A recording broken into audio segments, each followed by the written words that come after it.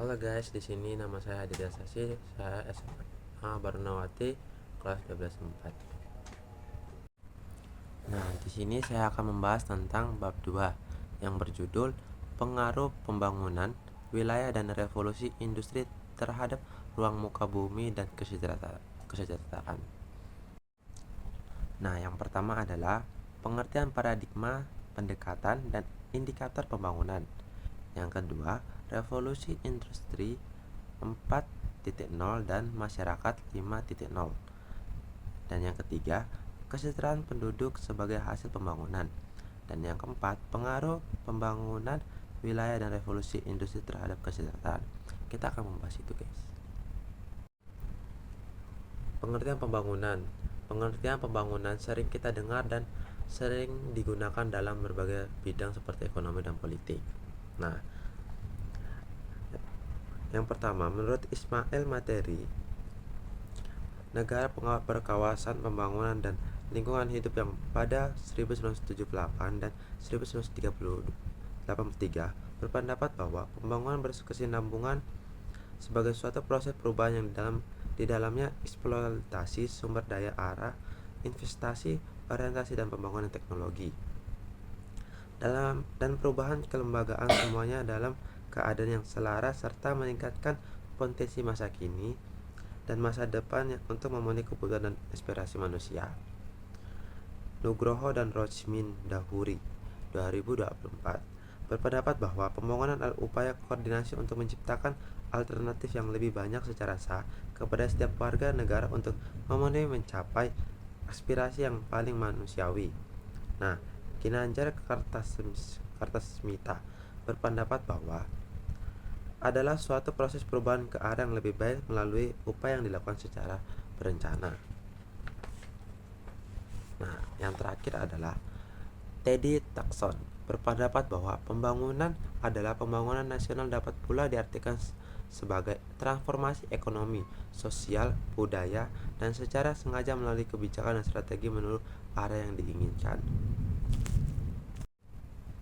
Nah, paradigma pembangunan. Pembangunan adalah perubahan yang direncanakan, berubah didorong oleh dinamika keterkaitan antara elemen tatanan lokal serta didukung faktor non-lokal. Nah, pembangunan adalah perubahan yang direncanakan, perubahan didorong oleh dinamika perkaitan. Nah, jika kegiatan pembangunan didefinisikan sebagai perubahan yang direncanakan, maka perencanaan dapat diartikan sebagai proses berpengaruh arah kecepatan dan perubahan menuju visi yang diinginkan. Paradigma pembangunan berarti pandangan yang berdasarkan tentang substansi, metode, dan tujuan pembangunan.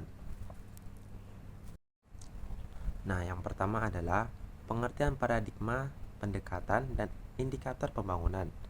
Yang kedua, revolusi industri 4.0 dan masyarakat 5.0. Dan yang ketiga, kesejahteraan penduduk sebagai hasil pembangunan. Dan yang keempat, pengaruh pembangunan wilayah dan revolusi industri terhadap kesejahteraan. Kita akan membahas itu, guys. Nah, yang ketiga adalah paradigma kebutuhan dasar. Menurut paradigma kebutuhan dasar, pertumbuhan ekonomi yang dicapai pada tingkat nasional tidak menjamin otomatis terpenuhi kebutuhan dasar seluruh rakyat. Nah, hal ini dipengaruhi dengan tidak terpenuhinya kebutuhan dasar lain seperti terwujudnya hak asasi manusia, yang terutama hak atas pekerjaan, penghidupan yang layak, dan hak menyampaikan pendapat, kebebasan rasa takut, dan kebebasan ketergantungan. Oleh karena itu, disarankan agar pembangunan fokus langsung pada pemenuhan kebutuhan dasar. Nah, dan yang keempat, paradigma ekologi. Paradigma ekologi muncul sebagai reaksi efek degradasi ekologis dari adanya pertumbuhan ekonomi yang menjadikan mainstream paradigma modernisasi. Beberapa permasalahan seperti pencemaran air, polusi udara, kepunahan hewan langka, dan penghancuran hutan, pemangkalan sungai, dan kerusakan ozon. Dan yang kelima, paradigma pembebasan. Paradigma pembebasan muncul dengan dengan premis bahwa pembangunan harus disamakan dengan proses pembebasan masyarakat dari penindasan. Nah, tujuan pengembangan paradigma ini adalah untuk membebaskan masyarakat dari penindasan struktural dan mewujudkan masyarakat demokratis. Dengan demikian terbentuknya transformasi penyeluruh pada sistem politik. Nah, dan yang keenam, paradigma endogen. Paradigma endogen muncul atas dasar anggapan pembangunan yang ada selama ini terlalu tergantung pada kekuatan eksternal dengan identitas nasional serta tidak mampu pada ketakutan masyarakat. Paradigma endogen menganjurkan agar pembangunan difokuskan pada pemenuhan kebutuhan, mulai dari pemenuhan kebutuhan dasar masyarakat miskin. Tujuan paradigma endogen yaitu memenuhi kebutuhan dasar bagi kelangsungan hidup, melestarikan lingkungan alam dan sumber daya, serta menciptakan struktur masyarakat.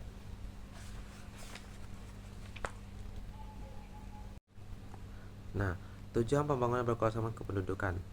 Tujuan utama PKK adalah untuk menyediakan sumber daya manusia yang berkualitas dan berdaya saing. Dengan adanya pembangunan yang diharapkan dengan mewujudkan penduduk yang maju, mandiri, dan bersejahtera melalui peningkatan kualitas sumber daya manusia berikut. 1. Produktivitas. Meningkatkan produktivitas manusia merupakan harapan utama pembangunan berkawasan kependudukan. Produktivitas penduduk merupakan human capital, mencakup kebiasaan, pengetahuan, atribut sosial, dan kepribadian. Untuk itu harus ada kebulatan tekad untuk meningkatkan human capital itu sendiri. Nah, yang kedua, memberikan kesempatan yang sama pada setiap manusia untuk mengakses berbagai kemudahan dan berbagai ke bidang. Nah, yang metode ketiga, pemberdayaan. Adanya partisipasi pendudukan dalam menentukan perencanaan, melaksanakan dan mengevaluasi program untuk meningkatkan kesejahteraan. Metode yang keempat adalah Laureate Absum Dollar Sheet Amat. Metode yang keempat adalah pemberdayaan atau kesinambungan. Proses pembangunan yang dilakukan bertujuan untuk kehidupan sekarang dan masa yang akan datang serta untuk generasi berikutnya. Nah, dampak pembangunan berkawasan berpendudukan. Meningkatkan kualitas sumber daya manusia merupakan tujuan pembangunan berkawasan penduduk. Namun demikian, dampak adanya pembangunan ini dapat dirasakan secara berlangsung dan cepat, melainkan memerlukan proses dan waktu untuk merasakan hasilnya. Berikut merupakan hasil yang diperoleh dengan adanya pembangunan berkawasan kependudukan, yaitu terkendalinya angka pertumbuhan penduduk hingga proses pembangunan dapat direncanakan dengan baik dan sesuai dengan kebutuhan. Dan yang kedua, adanya peningkatan kalkulasi sumber daya manusia sehingga memiliki keunggulan dan kompetensi di berbagai bidang. Dan yang ketiga, adanya peningkatan kesehatan dan dalam kehidupan. Pendekatan pembangunan. Pembangunan merupakan suatu hal yang dinamis dan mempunyai kompleksitas dari berbagai aspek. Tujuan mewujudkan keberhasilan pembangunan diperlukan pendekatan yang sesuai dengan situasi dan kondisi. Nah, pembangunan berkawasan pendudukan. Salah satu tujuan peningkatan pembangunan yaitu meningkatkan taraf hidup penduduk, meningkatkan kemampuan penduduk menuju kehidupan yang lebih baik, produktif, dan memuaskan. Nah, latar belakang pembangunan berkawasan kependudukan. Yang pertama yaitu pembangunan berkawasan pendudukan adalah pembangunan yang disesuaikan dengan potensi dan kondisi penduduk yang ada. Penduduk harus dijadikan titik sentral. Pembangunan adalah penduduk untuk penduduk. Yang kedua, pembangunan berkawasan penduduk adalah pembangunan sumber daya manusia. Pembangunan lebih menekankan pada peningkatan kualitas sumber daya manusia dibanding dengan pembangunan infrastruktur semata-mata. Dan yang kedua, tujuan pembangunan berkawasan kependudukan. Tujuan utama PPK untuk menyiapkan sumber daya manusia yang berkualitas dan berdaya saing. Dengan adanya berkualitas, dia bertunduk untuk maju, mandiri, dan sejahtera melalui peningkatan kualitas sumber daya manusia, yaitu produktivitas, pemerataan, kesinambungan, dan pemberdayaan. Nah, dampak pembangunan berkawasan pendudukan. yaitu terkendalinya angka pertumbuhan penduduk sehingga proses pembangunan dapat direncanakan dengan baik dan sesuai dengan kebutuhan.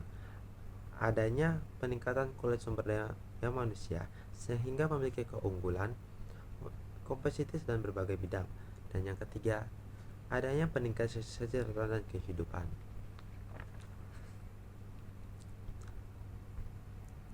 Nah, implementasi pembangunan berkawasan pendudukan yaitu mengaktifkan program keluarga berencana.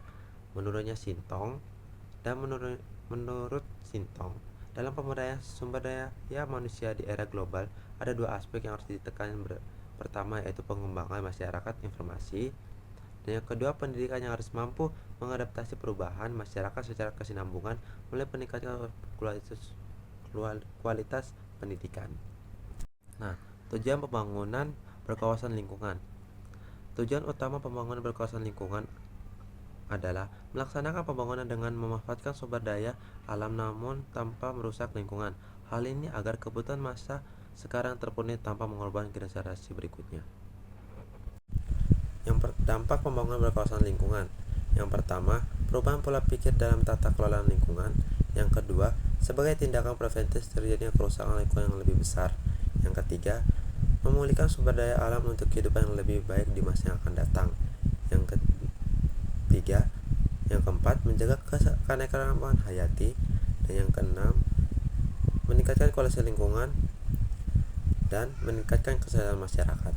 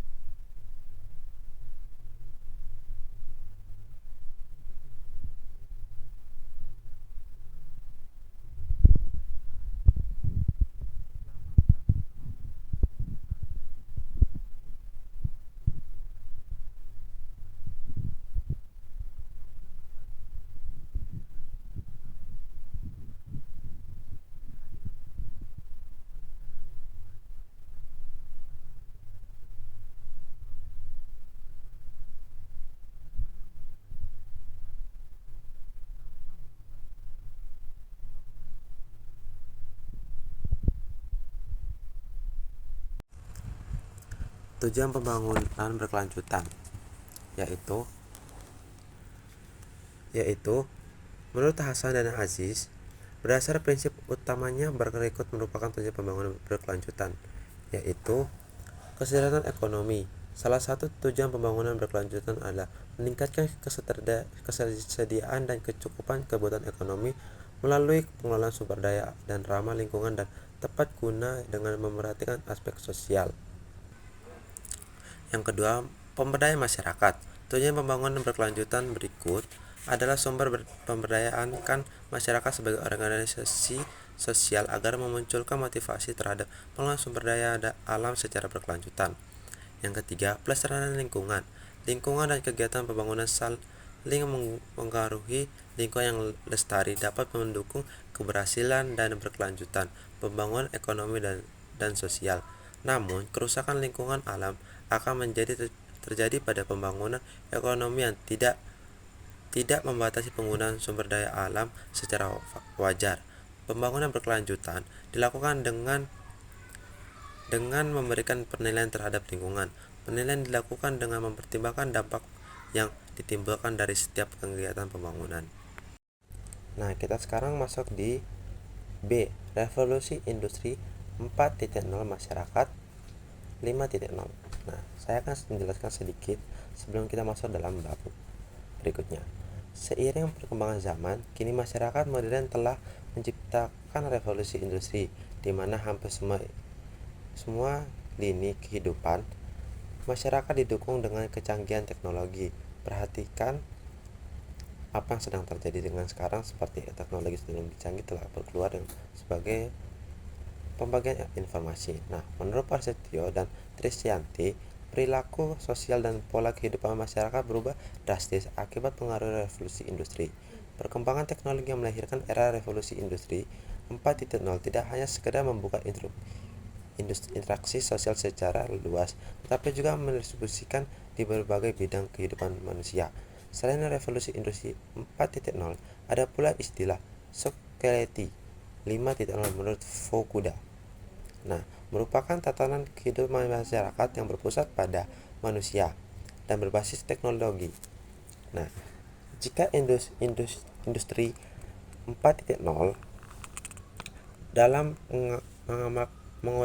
mengoptimalkan sumber daya dalam produksi dan manufaktur, maka 5.0 mengarahkan teknologi sebagai solusi dan mengatasi tantangan sosial dan lingkungan. Revolusi industri 4.0 telah menghadirkan tatanan yang baru bagi masyarakat, di mana semua perilaku masyarakat akan dibuat secara mudah dan memenuhi segala unsur kehidupan. Nah, kayak contoh-contoh, mesin uap ditemukan oleh Thomas, sedangkan penemuan proses untuk produksi kayak baja dan melaju dengan penggunaan roda, dan juga penemuan komputer dan juga kecerdasan buatan, yaitu AI. Nah, saya akan menjelaskan secara singkatnya, yaitu menurut informasi dari Kanawan Keamanku Go ID, revolusi industri 5.0 adalah konsep yang masih dalam tahap pengembangan dan perdebatan, tetapi secara umum mengacu pada perkembangan teknologi yang terus meningkatkan otomatisasi dan digitalisasi dan industri dan sektor produksi, guys. Nah, yang pertama adalah revolusi industri 1.0, yang dimana menurut Harap 2019, revolusi industri 1.0 atau revolusi generasi pertama merupakan revolusi yang tahap akan terjadi pada abad ke-18. Awalnya, saat itu banyak pekerjaan yang masih mengandalkan tenaga manusia dan hewan. Namun, setelah menjadi revolusi industri 1.0 ditandai dengan adanya penemuan sebuah alat tenun mekanis dengan menggunakan mesin uap oleh Thomas Wacom, sebuah mulai berubah. Meskipun jumlah produksi meningkat akibat tenaga hewan dan manusia yang tidak lagi banyak digunakan, mengakibatkan munculnya pengangguran. Menurut Satya, penemuan mesin uap meningkatkan perekonomian dan penghasilan per kapita negara 6 kali lipat, sehingga dapat membuat sebuah perubahan baru yang akan melahirkan kembali sebuah revolusi industri yang berkembang lebih maju. Nah, yang kedua adalah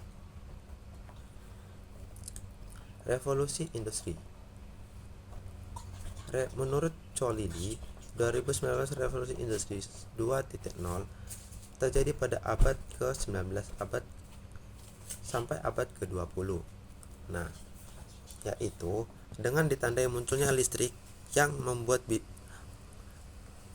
produksi jauh lebih murah, yang dimana dari sebelumnya. Pada tahun 1913 terciptanya sebuah lini produksi yang menggunakan ban perjalanan. Penemuan ini mengakibatkan produksi mobil itu berkembang pesat dan dapat dilakukan secara massal. Nah, pada masa itu pekerjaan dilatih untuk bekerja sesuai dengan bidangnya. Masing-masing mobil diciptakan untuk memudahkan proses produksi di pabrik, karena sebelumnya alat transformasi darat menggunakan tenaga hewan dan manusia. Contohnya seperti dulu orang membajak sawah menggunakan sapi. Nah, lanjut, yaitu adanya revolusi industri kedua ini mengakibatkan perubahan yang cukup besar. Bahkan pada saat adanya Perang Dunia Kedua, proses produksi tank, pesawat, senjata, dan lainnya dibuat oleh pabrik yang telah menggunakan lini produksi.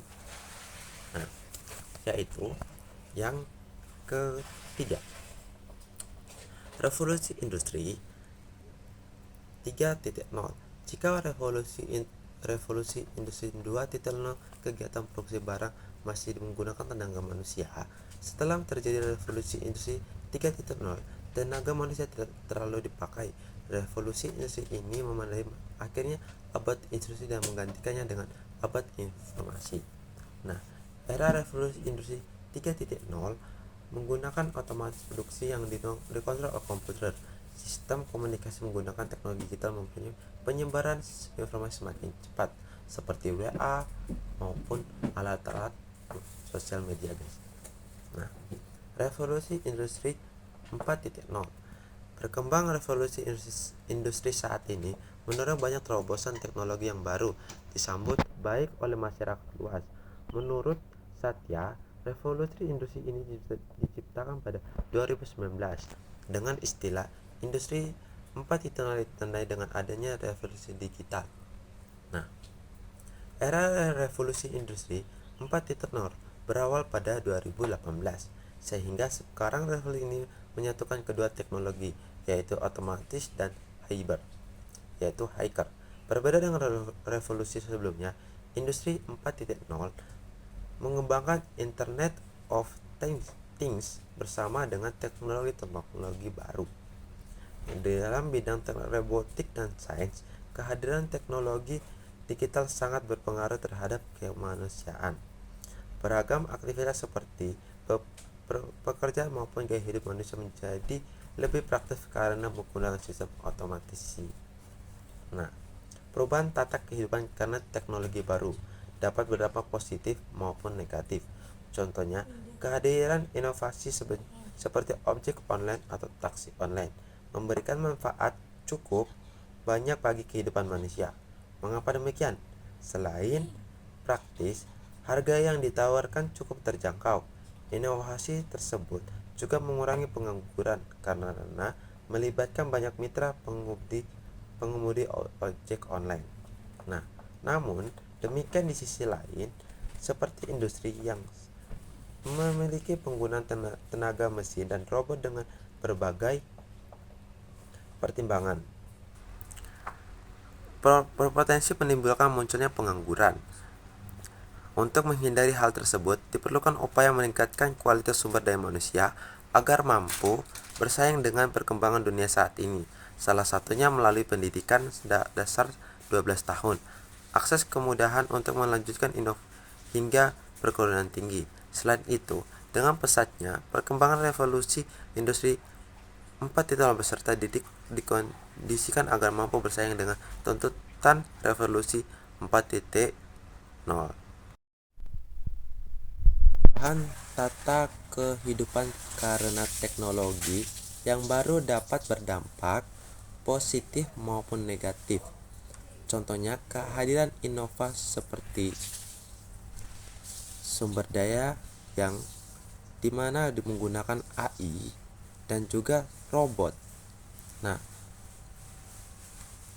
seiring berkembangnya teknologi dengan era revolusi ini anak muda Indonesia berpikir kreatif dan memodifikasi dan menghasilkan sesuatu orisinal. Dengan menghasilkan karya-karya yang luar biasa, tentunya sesuatu tersebut bisa memanfaatkan bagi kehidupan pribadi, khususnya, dan masyarakat pada umumnya. Hal ini sudah dicontohkan oleh beberapa anak bangsa dengan berbagai aplikasi karyanya, seperti Gojek, Tokopedia, Bukalapak, dan Traveloka. Nah, jika kalian mengetahui tokoh yang paling terkenal di geografi, yaitu John Marty 1927 sampai 2011.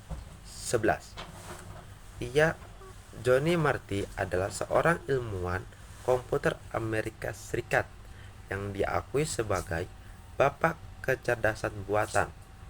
Nah, karena kontribusinya yang besar dan berkembang dan promosi bidang ini, pada 1958 McCarthy memperkenalkan bahasa pemrograman di sini yang menjadi dasar bagi banyak pengembangan kecerdasan buatan selama beberapa dekade.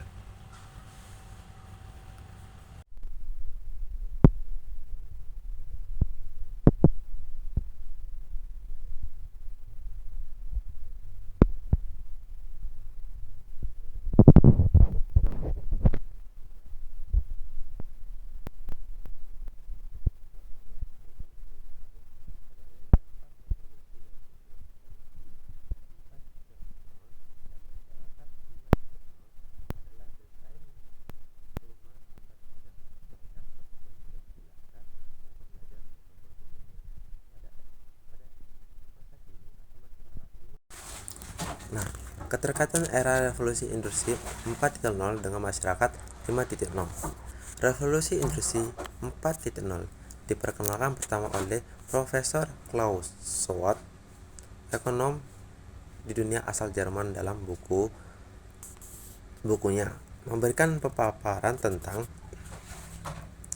revolusi industri 4.0 yang akan mengubah hidup dan bekerja manusia secara fundamental karena kemajuan teknologi yang sangat pesat dan cepat mengintegrasikan sebagai dimensi seperti fisik dan digital.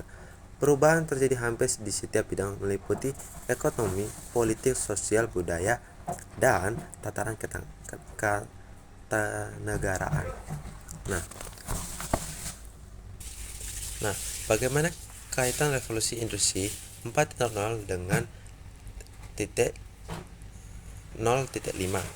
Nah, yaitu yang pertama, dikenal dengan era hunter-gatherer society, adalah masyarakat metode yang secara langsung binatang dan tumbuh yang liar yang dapat dimakan. Bertahan hidup utamanya ialah pemburu namanya. Dan yang kedua, dikenal dengan agrarian society, adalah masyarakat yang melakukan kegiatan dengan bertani dan memanfaatkan pertanian. Dan yang ketiga, dikenal dengan industri society, bekerja dengan pabrik-pabrik dan dengan sistem upah. Dan yang keempat, yang dikenal dengan industri society, melalui penggunaan teknologi informasi dengan cara kreatif dan produktif. Dalam masyarakat informasi, sumber daya yang diolah adalah informasi. Nah, yang kelima, perubahan suatu konsep society yang berpusat pada manusia, yaitu dengan berbasis teknologi yang pertama kali dikembangkan di Jepang.